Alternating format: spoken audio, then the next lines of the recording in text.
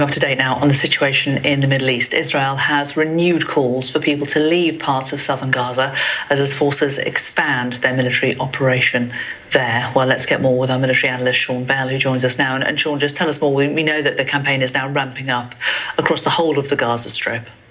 Yeah, good afternoon, Jane. The CDR-IDF Commander General has actually said that the operations in the north are largely coming to an end. We understand there's still about a week or so more, but they're going to expand grander operations into new areas. It seems unlikely that the IDF have actually taken out all the tunnels in northern Gaza, but there's widespread reports that 400 access points have either been destroyed or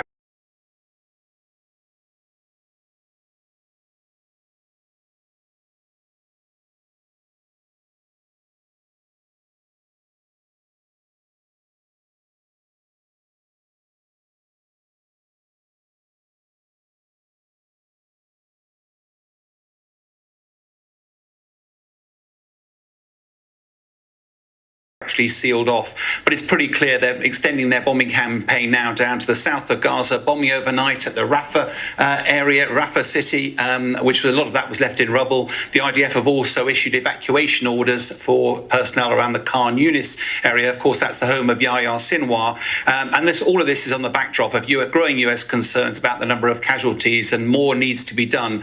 It's also worth pointing out that over the last couple of hours, Hamas has also declared that they've put a missile barrage on Ashkelon, the Israeli city of Ashkelon. But must remember what Amalek has done to you, says our Holy Bible, and we do remember, and we are fighting our brave troops and combatants who are now in Gaza or around Gaza and in all other regions in Israel are joining this chain of Jewish heroes, a chain that has started 3,000 years ago from Joshua ben Nun until the heroes of 1948, the Six-Day War, the 73 October War, and all other wars in this country.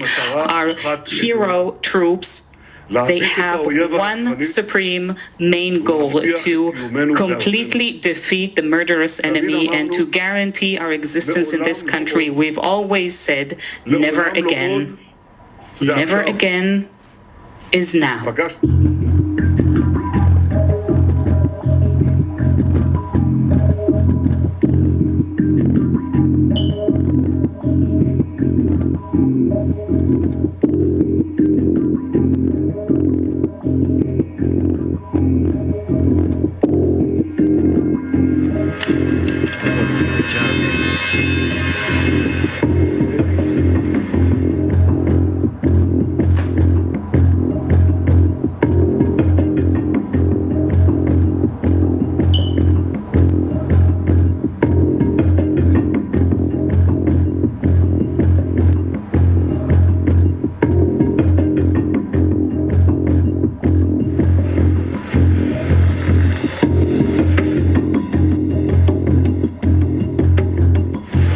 It's a small, wealthy country with a universal healthcare system.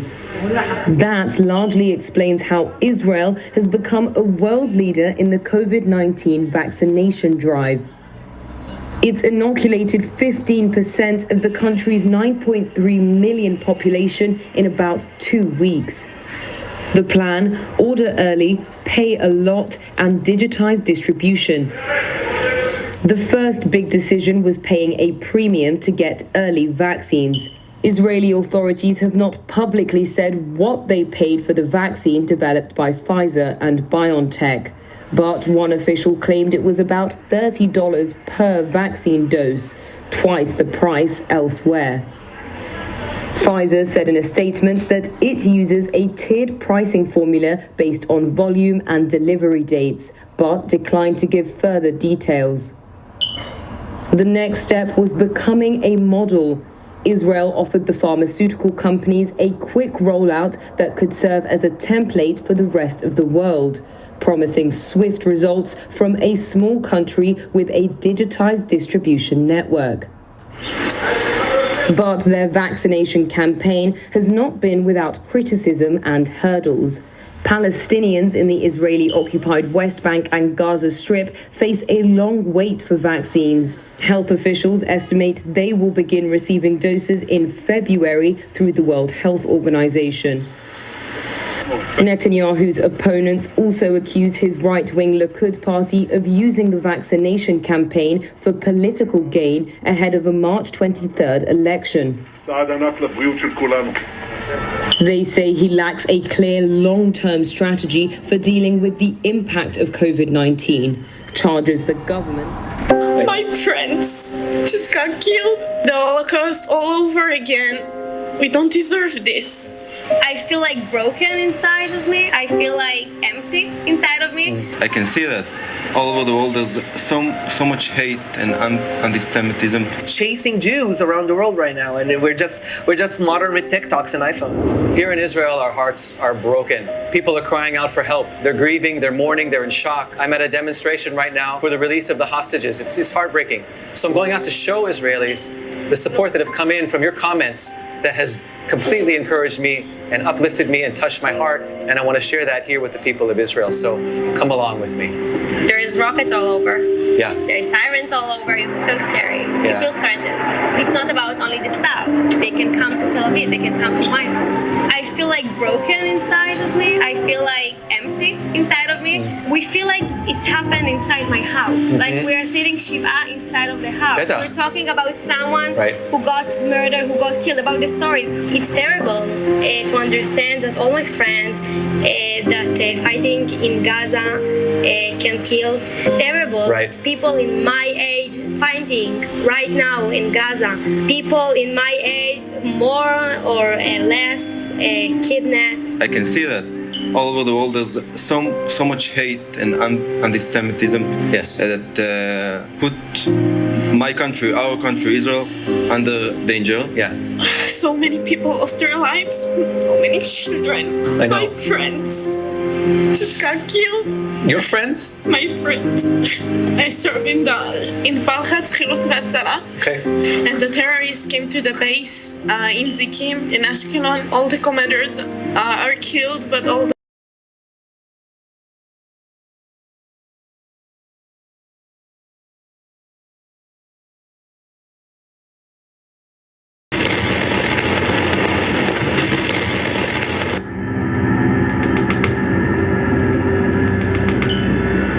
Therefore, tomorrow, the government press office will screen for foreign media gruesome and as yet unseen footage of the barbarities perpetrated against our people on October 7th. Fortunately, and I can't believe I'm saying this, and I can't believe that we as a country are having to do this, seeing a Holocaust denial-like phenomenon evolving in real time.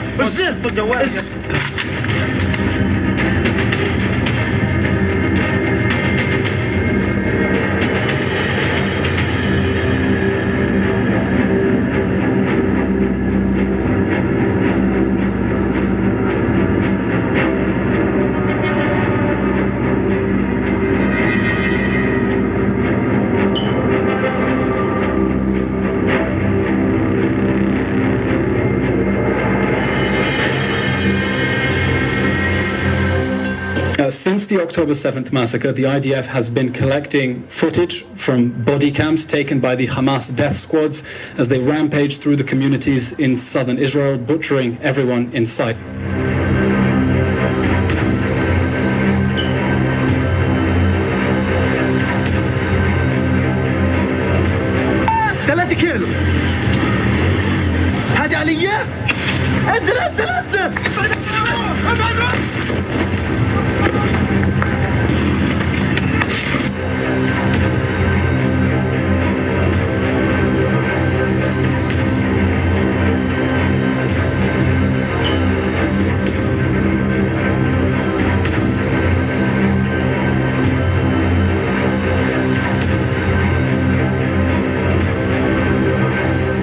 Now, unfortunately, and I can't believe I'm saying this, and I can't believe that we as a country are having to do this, as we work to defeat the terror organization that brutalized our people, we are witnessing a Holocaust denial-like phenomenon evolving in real time, as people are casting doubt on the magnitude of the atrocities that Hamas committed against our people, and in fact recorded in order to glorify that violence.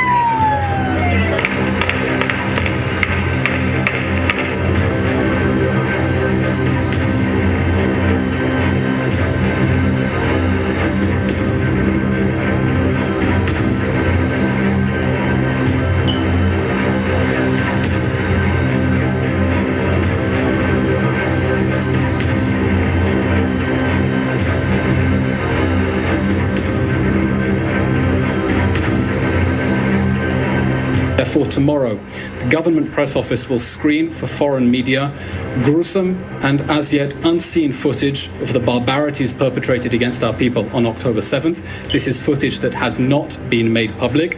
It will screen a compilation of raw and unedited footage from the October 7th massacre for journalists who can stomach the horrific truth and want to report on what they saw. That will take place tomorrow, Monday, October 23rd, north of Tel Aviv at 11:30 Israel time.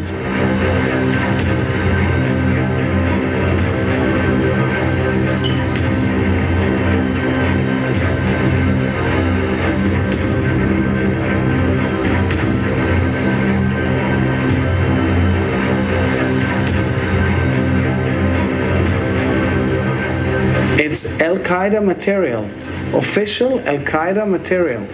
We're dealing with ISIS, Al-Qaeda, and Hamas. This is what we're dealing with.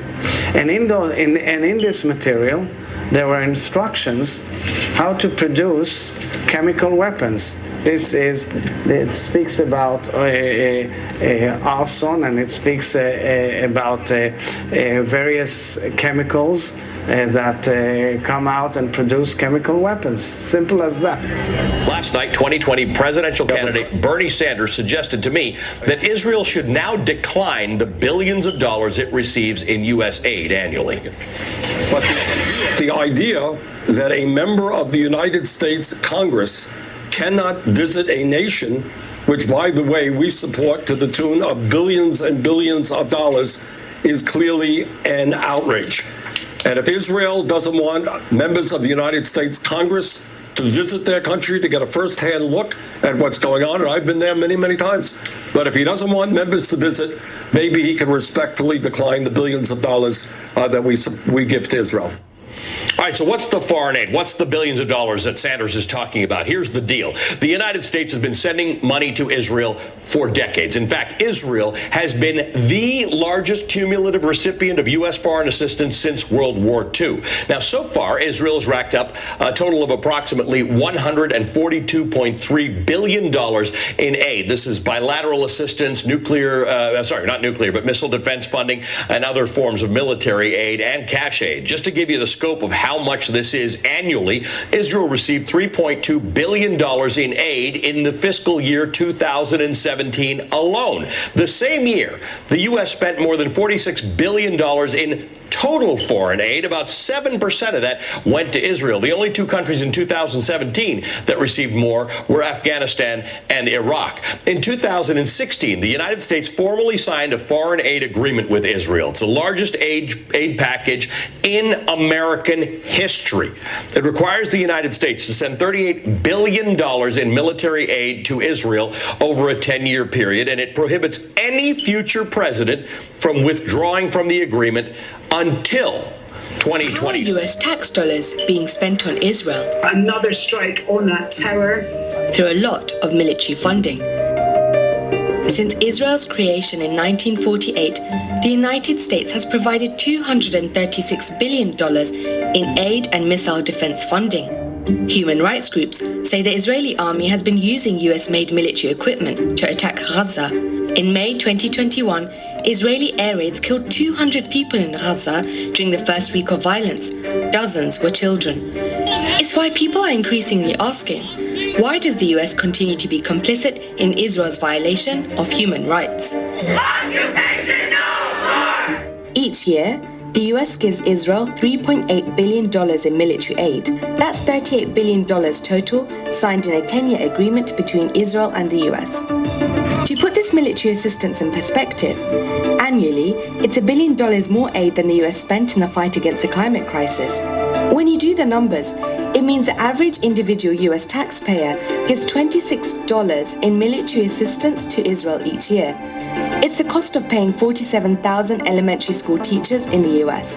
This hefty US military assistance ensures Israel's military is one of the most technologically sophisticated in the world. You're looking at the most advanced fighter jet ever made. Israel used US grants to purchase the lion's share of its F-35 Joint Strike Fighters. And this is Iron Dome, Israel's missile defense system. Israeli officials say around 90% of Hamas rockets were intercepted by Iron Dome during a week of fighting in mid-May 2021. Between 2011 and 2020, the US invested $1.6 billion into Iron Dome batteries, interceptors, co-production costs, and general maintenance. On top of the military funds the US already provides, in May 2021, the Biden administration approved an additional $735 million weapons sale to Israel. This came as Israeli attacks on Gaza intensified.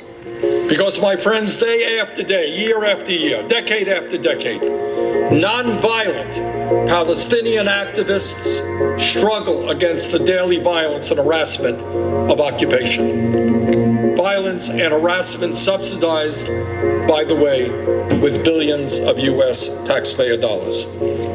US military assistance to Israel also includes joint military exercises, research, and weapons development. Now, Israel ranks as one of the top arms exporters in the world. The state has exported missile defense systems, drones, and cybersecurity products to countries including India, Brazil, the US, and Russia. But it's not just arms that the US gives to Israel. American governments have historically been staunch allies of the Israeli counterparts on the international stage. This includes blocking resolutions that challenge Israel's violations, like building illegal settlements, and blocking attempts to hold Israel accountable for war crimes in Gaza.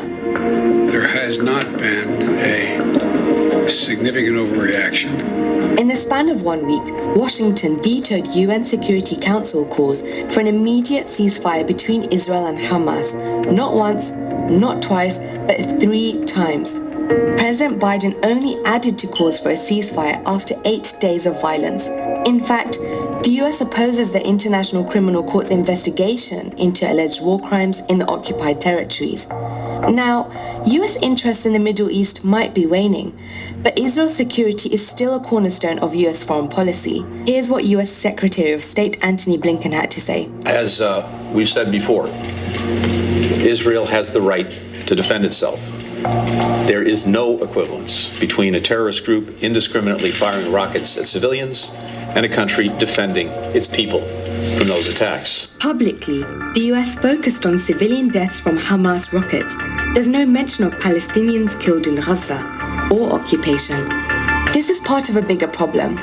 For decades, the US has said it supports a peace process, but it's continued to block any efforts to stop Israel's systematic violations of international law. This has been happening simultaneously as Palestinians experience increasing dispossession and oppression. This is why Palestinians don't see the US as an honest broker in the conflict.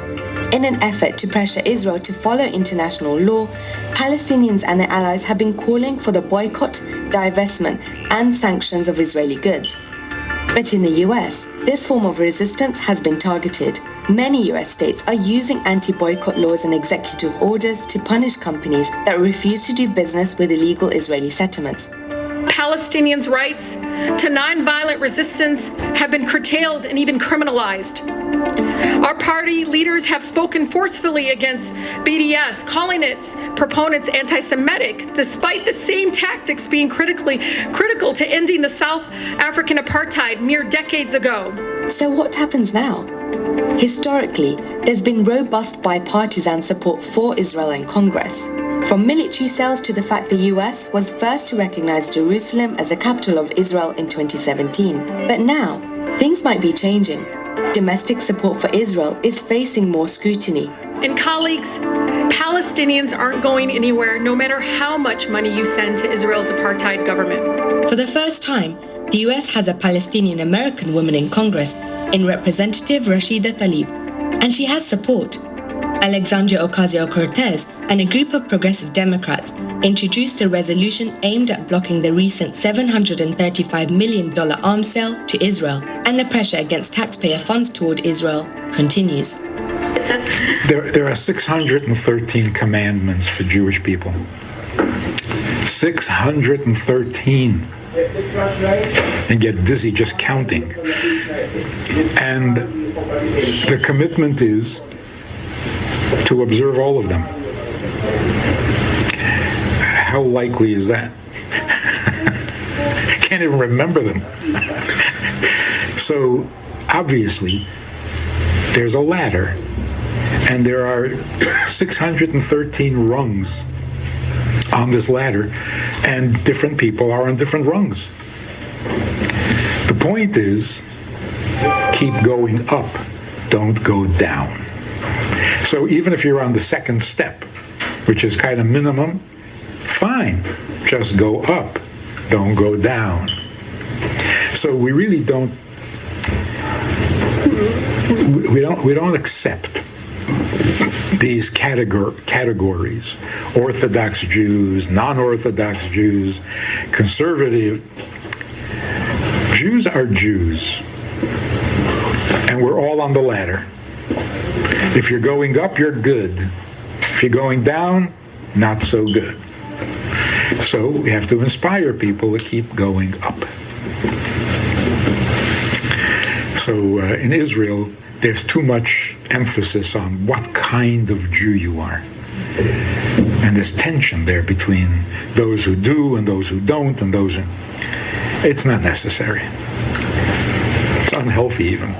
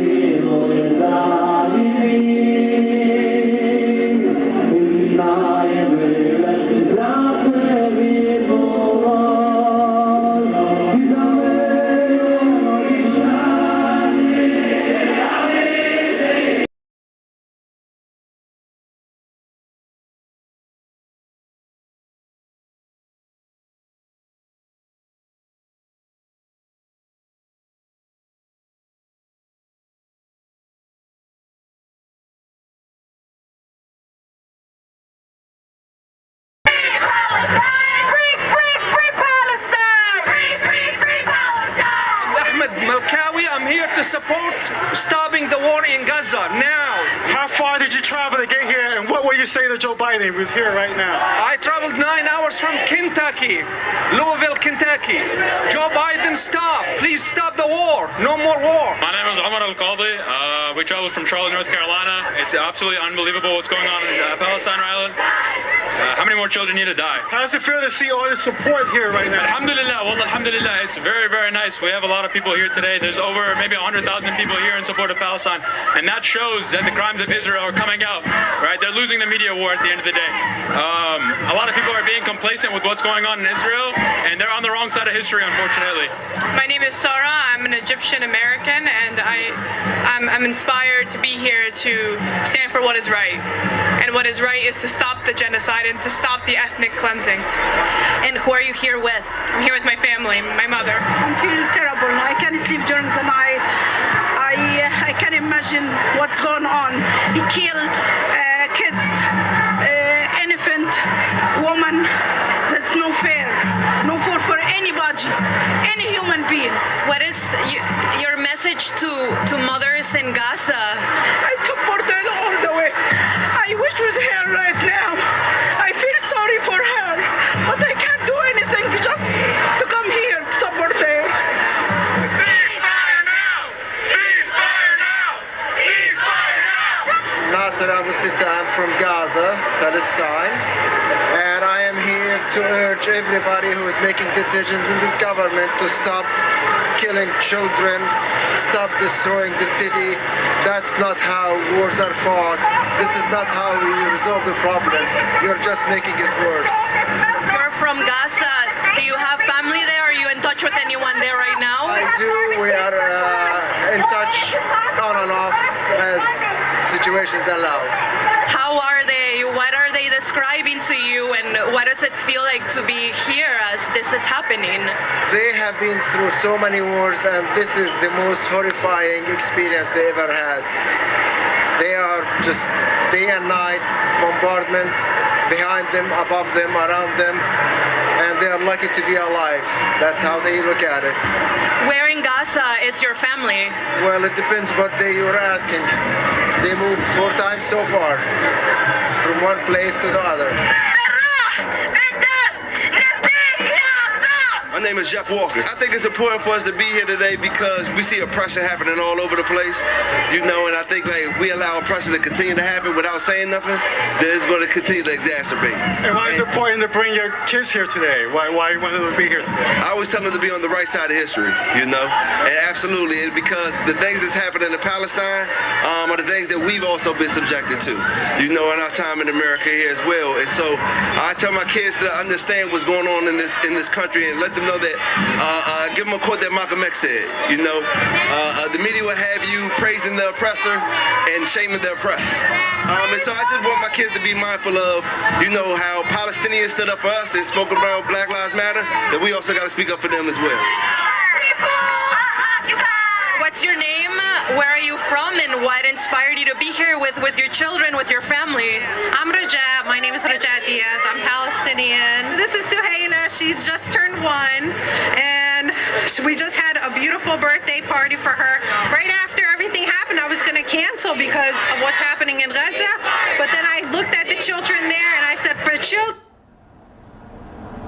sake, I'm going to have something for her and other children to enjoy, because what crime do they have? They don't know what's happening. And I'm here with my Palestinian children to give a voice for the Palestinians that are there back home that have no voice and are being killed by this brutal occupation and genocide that the U.S.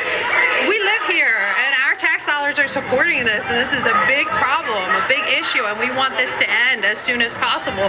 We don't want no money for Israel.